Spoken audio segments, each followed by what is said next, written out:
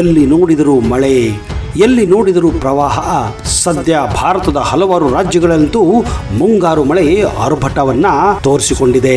ಕರ್ನಾಟಕ ಸೇರಿದಂತೆ ದಕ್ಷಿಣ ಭಾರತ ಅಲ್ಲದೆ ಉತ್ತರ ಭಾರತದಲ್ಲೂ ಕೂಡ ಮಳೆಯ ಅಬ್ಬರ ಮಾತ್ರ ಜೋರಾಗಿದೆ. ಎಲ್ಲೆಲ್ಲೂ ಲ್ಯಾಂಡ್ ಸ್ಲೈಡ್ಗಳು, ಎಲ್ಲೆಲ್ಲೂ ಪ್ರವಾಹ.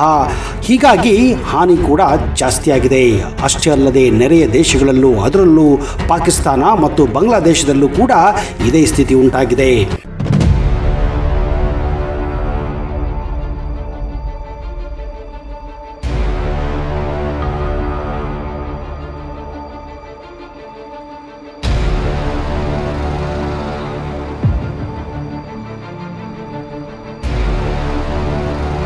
ಸ್ವಾತ್ ನದಿಯಲ್ಲಿ ಒಂದೇ ಕುಟುಂಬದ 18 ಮಂದಿ ಕೊಚ್ಚಿ ಹೋಗಿರುವ ದಾರುಣ ಘಟನೆ ಇಡೀ ಭಾರತ ಉಪಖಂಡವನ್ನೇ ಬೆಚ್ಚಿ ಬೀಳಿಸಿದೆ. ಭೀಕರ ಮಳೆ ಮತ್ತು ನದಿ ಉಕ್ಕಿ ಹರಿಯುವುದರಿಂದ ಪ್ರವಾಸಕ್ಕೆಂದು ಬಂದಂತಹ ಒಂದೇ ಕುಟುಂಬದ 18 ಮಂದಿ ನೀರಿನಲ್ಲಿ ಕೊಚ್ಚಿ ಹೋಗಿದ್ದಾರೆ. ಇಲ್ಲಿಯವರೆಗೆ ಈವರೆಗೆ 13 ಶವಗಳು ಪತ್ತೆಯಾಗಿದೆ ಅಂತ ರಕ್ಷಣಾ ತಂಡಗಳು ತಿಳಿಸಿವೆ. ಪ್ರವಾಹದಿಂದ ಸ್ವಾತ್ ಬೈಪಾಸಿನ ಕುರ್ಬನ್ ಹೋಟೆಲ್ ಬಳಿ 6 ಶವಗಳು, ಅಂಗ್ರೋಧರಿಯಲ್ಲಿ 3 ಮತ್ತು ರಿಲ್ಯಾಕ್ಸ್ ಹೋಟೆಲ್ ಬಳಿ ಇನ್ನೂ 3 ಶವಗಳು ಸೇರಿದಂತೆ ಒಟ್ಟು ಈವರೆಗೆ 13 ಶವಗಳನ್ನ ರಕ್ಷಣಾ ತಂಡಗಳು ಪತ್ತೆ ಮಾಡಿವೆ. ಧಾರಾಕಾರ ಮಳೆಯಿಂದ ಸಾವನ್ನಪ್ಪಿರುವ ಸಂಖ್ಯೆ 45ಕ್ಕೆ ತಲುಪಿದೆ ಎಂದು ಹೇಳಲಾಗುತ್ತಿದೆ. ಆದರೆ ಸ್ವಾತ್ ಕಣಿವೆಯಲ್ಲಿ ಕುಟುಂಬದೊಂದಿಗೆ ನಡೆದ ಘಟನೆ ಉಕ್ಕಿ ಹರಿಯುವ ನದಿಯಲ್ಲಿ ಮಧ್ಯದಲ್ಲಿ ಬಂಡೆಯ ಮೇಲೆ ನಿಂತು ಕೈ ಬೀಸುತ್ತಿರುವ ಮಹಿಳೆಯರು ಮತ್ತು ವೃದ್ಧರನ್ನ ನೋಡಿದರೆ ಎದೆ ಝಲ್ಲನಿಸುತ್ತದೆ.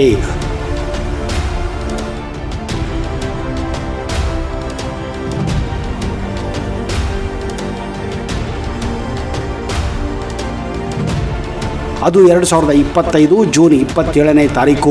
ಸ್ವಾತ್ ನದಿ ಬಳಿ ಒಂದು ಕುಟುಂಬ ಪಿಕ್ನಿಕ್ ಎಂದು ಮಾಡಲು ಅಲ್ಲಿಗೆ ಹೋಗಿದೆ ಮತ್ತು ಮಕ್ಕಳು ನೀರಿನಲ್ಲಿ ಆಟವಾಡುತ್ತಿದ್ದಾರೆ.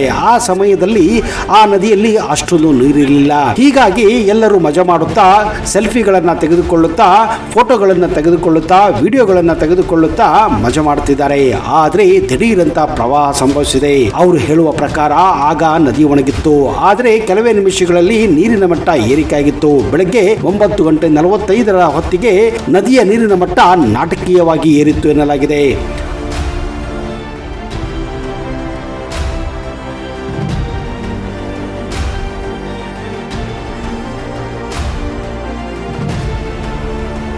ಆ ಒಂದು ಚಿಕ್ಕ ದ್ವೀಪದಲ್ಲಿ ಎಲ್ಲರೂ ನಿಂತು ಸೆಲ್ಫಿಯನ್ನ ತೆಗೆದುಕೊಳ್ಳುತ್ತಿದ್ದರು. ಆ ಸಮಯದಲ್ಲಿ ಆರಾಮವಾಗಿ ಆ ಒಂದು ಚಿಕ್ಕ ದ್ವೀಪಕ್ಕೆ ಎಲ್ಲರೂ ನಡೆದುಕೊಂಡೇ ಹೋಗಿದ್ದಾರೆ ಮತ್ತು ಅಲ್ಲಿ ಎಲ್ಲರೂ ಸೆಲ್ಫಿಗಳನ್ನ, ಫೋಟೋಗಳನ್ನ ತೆಗೆದುಕೊಳ್ಳುತ್ತಿದ್ದಾರೆ. ಆದರೆ ಇದ್ದಕ್ಕಿದ್ದಂತೆ ಪ್ರವಾಹದ ನೀರು ಹೆಚ್ಚಾಗಿ ಮಕ್ಕಳನ್ನ ಮೊದಲಿಗೆ ಕೊಚ್ಚಿಕೊಂಡು ಹೋಗಿದೆ. ಹೀಗೆ ಒಬ್ಬೊಬ್ಬರನ್ನ ಆ ನದಿಯ ನೀರು ಪ್ರವಾಹ ಕೊಚ್ಚಿಕೊಂಡು ಹೋಗಿ ಇಡೀ ಕುಟುಂಬವನ್ನೇ ಸರ್ವನಾಶ ಮಾಡಿತ್ತು. ನೀರಿನ ಹರಿವು ಎಷ್ಟು ಪ್ರಬಲವಾಗಿತ್ತೆಂದ್ರೆ ಒಂದು ಅಣೆಕಟ್ಟು ಒಡೆದಂತೆ ಕಾಣಿಸುತ್ತಿತ್ತು ಎಂದು ಕೆಲವು ಸದಸ್ಯರು ಕೂಡ ಹೇಳಿಕೊಂಡಿದ್ದಾರೆ. ಆದರೆ ಈ ಒಂದು ಭಯಾನಕ ಘಟನೆಗಳು ಆಗಾಗ, ಅದರಲ್ಲೂ ಮಳೆಗಾಲದ ಸಂದರ್ಭದಲ್ಲಿ ನಾವು ಕಾಣುತ್ತಲೇ ಇರುತ್ತೇವೆ. ಹೋದ ವರ್ಷ ಅಷ್ಟೇ ಭಾರತದಲ್ಲಿ ಪುಣೆಯಲ್ಲೂ ಕೂಡ ಇಂಥದೊಂದೇ ಒಂದು ಘಟನೆ ನಡೆದಿದ್ದು ನಾವು ಕೂಡ ಸ್ಮರಿಸಬಹುದು. ಏನೇ ಇರಲಿ, ಹೇಗೆ ಇರಲಿ ಸ್ನೇಹಿತರೆ, ಮಳೆಗಾಲ ಎಲ್ಲರಿಗೂ ಇಷ್ಟವಾದಂತಹ ಕಾಲ. ಆದರೆ ಯಾವುದಕ್ಕೂ ರಿಸ್ಕ್ ಅನ್ನ ಮಾತ್ರ ತೆಗೆದುಕೊಳ್ಳಬಾರದು. ಈ ಸಂದರ್ಭದಲ್ಲಿ ಆದಷ್ಟು ಜಾಗರೂಕತೆಯಾಗಿ ನದಿಯ ತೀರಗಳಲ್ಲಿ ಹೋಗುವುದನ್ನ ನಾವು ಅವಾಯ್ಡ್ ಮಾಡಬೇಕೆನ್ನುವುದು ಈ ಮೂಲಕ ಕೂಡ ನಾವು ತಿಳಿಯಬಹುದು. ಈ ಬಗ್ಗೆ ನಿಮ್ಮ ಅನಿಸಿಕೆಯನ್ನ ದಯವಿಟ್ಟು ಕಮೆಂಟ್ ಬಾಕ್ಸ್ ಅಲ್ಲಿ ಹಾಕಿ.